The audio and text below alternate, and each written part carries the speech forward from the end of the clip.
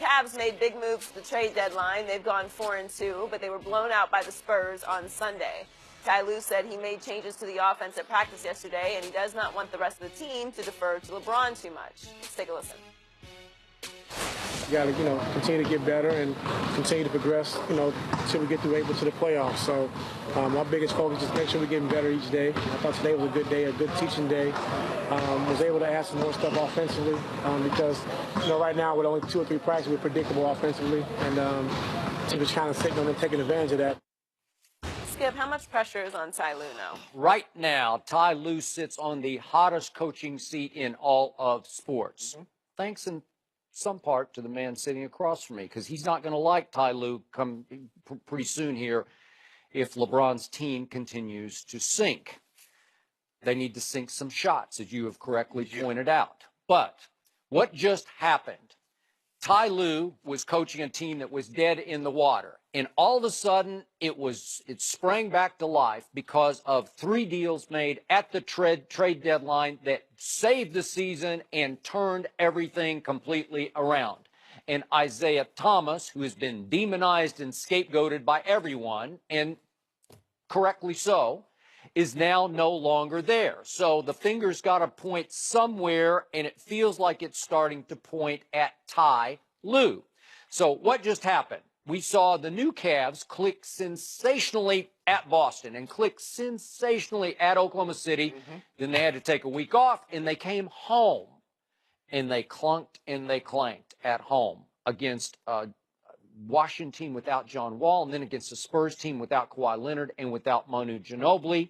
And just for the record, they were up 12 on the Wall-less Wizards. That was with 5:19 left in the second quarter. And from that point forward, they lost the rest of that game 77-58. That's in the King's Palace. And then Sunday, they lost the fourth quarter in the King's Palace 34-20. 34-20? And again, I don't read my responses on Twitter, but I always like to look at what's trending. And after the game, Jeff Green was trending. And I thought, what's that about? Clicked on Jeff Green just to see what the reaction was. And the fingers were being pointed, and the calls for firing were aimed at Ty Lue for playing Jeff Green much of the fourth quarter and keeping Jeff Green, because they had no other choice, on LaMarcus Aldridge, who torched him and then for a while torched LeBron, because neither is big enough to play LaMarcus Aldridge when he is on with that turnaround jump shot. Correct. So all of a sudden, everybody's after Ty Lue, and it dawned on me, Ty Lue's going to be in trouble unless when Kevin Love does come back. He's been a classic scapegoat, too, within that franchise in the confines of the Cavaliers. So he'll come back in, what, a couple more weeks, I'm going to assume? So maybe some fingers will be pointed ultimately back at Kevin Love. I pity him when he comes back. But the point is, in this case, Larry Drew's sitting on that bench. And I have a lot of respect for Larry Drew. He's an old head. He's old school. He knows how to coach. He coached Milwaukee for a year. He coached Atlanta for 3 seasons. He's been all around the league as an assistant coach. This is his 6th stop as an assistant coach. And he's sitting right there. And I'm not going to be surprised if he gets elevated at some point, because somebody's going to have to take the blame if this doesn't suddenly turn back around and click. It might, but those were bad signs in those first 2 home games. And the onus is on a Ty Lue, who yesterday had to show he's doing something. So he said, we're too predictable, and he put in some new sets with LeBron, the offense running through LeBron at the elbow, which is a nice thought, but I don't think it's going to change life in Cleveland. Anytime you have a superstar, you have a LeBron James, you have a Kevin Durant or one of these top flight guys, the expectation is get to and win the finals. I think the pressure is heightened, Skip, for the simple fact that, as you mentioned, all the trades that they made at the deadline. So now they got a Rodney Hood, they got a George Hill, they bring in a Larry Nance Jr., and it invigorated them. Jordan Clarkson, who's instant offense off the bench. I love him in that role. But what's happened, Skip, is that they were going along real good. They had this break, and now they come back. And right now, there are a team of streaks. When the shots are falling, Skip, it seems like their defense gets elevated. They push up into the guys. Shots stop falling. Now, all of a sudden, they don't play defense. I'm like, hold on. Guys, At least if you're making threes, you give up twos, you're still ahead by one. It actually should be the other way around. Exactly. Yes. It's not now when the shots don't fall, they don't play defense. They go from being up 6. All of a sudden the shots stop falling, and then next thing you know, they're down 10. Because it's like layup, kick wide open 3. You're like, well, what happened, guys? And it's just that quick. Skip, look, they just need guys to make shots. The 2 losses, Jetty Osman, 3 of 13 from the floor, 0 of 3 from 3. Yeah, 0 for 4 from 3.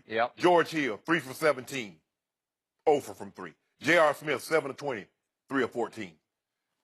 I mean, they're 16 of 69 from the three-point line. Okay, you're not going to win. I got that. But back to Sunday's game, did I blame Ty Lue? I didn't have one thought in my head in the fourth quarter for playing the bench because he went with the second unit plus LeBron. The thing is that, you have guys that can, Jeff Green can create his own shot. He can slash to the basket, but they got punished on the offensive glass. And that's the thing because they had power in there for a little while, and then they came back with LaMarcus Aldridge.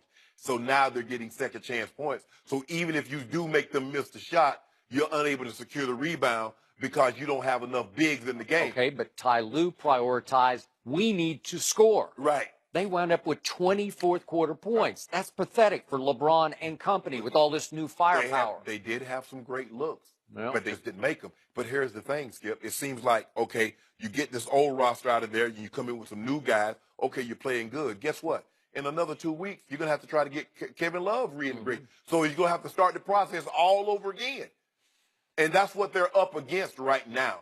It seems like they can't get a lineup that's going to stay on the floor for any length of time before someone gets hurt or somebody's coming back that's going to play major minutes. And now you got to find a way to get them back involved. Most teams would consider this a good problem to have because you have too many good players and you can't find the right combo. Right. And the onus will fall on Ty Lue. If the shots don't fall, he's going to fall. They're going to, no, you'll blame LeBron. I mean, you're blaming Ty Lue right now, but you'll blame LeBron later. But here's the thing. Well, count me out of the equation. I'm talking about what's going to happen inside that franchise. Well, who's the easiest finger to point at? The head coach is always, because you can get another head coach. You can't get another LeBron. But, Skip, here's the thing, is that these guys, when you had Kyrie, you already knew LeBron, Kyrie was 1-2, and then Kevin Love was going to probably be the third option. Well, now you don't have Kyrie's been long gone. You have no Kevin Love. Who's your consistent second option? So you need some of these guys to step up and give you high teens on a nightly basis because you never know. We know when Kevin Love comes back, Kevin Love's going to be the second option. So he needs to be the second leading scorer. Right now, we don't have a second option that we can consistently, I keep saying the Cavs can consistently count on. You can say we, you always do. No, I don't like saying that. Right now, the Cavs don't have a consistent second option. So now they need high teams from JR or George Hill or Rodney Hood. They need. So I'm assuming when you talked to Braun last night, he's already telling you, I don't have enough help. No, he ain't saying that. He said, we good. He said, I don't care where we at in the playoffs. No. Because don't nobody want to see it. No. Well, that's true. In the East, nobody wants to see that. Nobody wants to see old Black Panther. Yeah. He got that. So now he's the Black Panther. Yeah, wait come playoff time, he get on that vibranium. Really? Wait when he get on that vibranium. A lot of people have wondered if he's been on that vibranium. A lot have wondered. Kawhi got on it. That's why. That's why he's going to be back in a month? I don't know about that. Yeah, that's why he's going to be back. Yeah. But you know, Braun, hey, watch what we do to the Nets tonight. He going to be out. He'll be out. She'll be out again. Miss Triple Dub? I got to watch it. Paparazzi be trying to snap pictures of Braun and Miss Triple Dub. I'll be at the Garden. Well, tonight he should have a triple dub.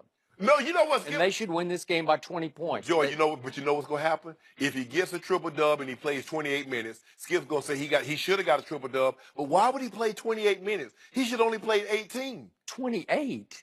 Yeah. He'll play 38 minutes. You know it and I know it. How many did he play Sunday? 40. 40. He needed to. Yeah. He's indestructible, though. 33, 12. What do you have, 33, 13, and 9? But when you're on that vibranium, you got Next up, the NFL is reportedly seeking over $2 million from Jerry Jones.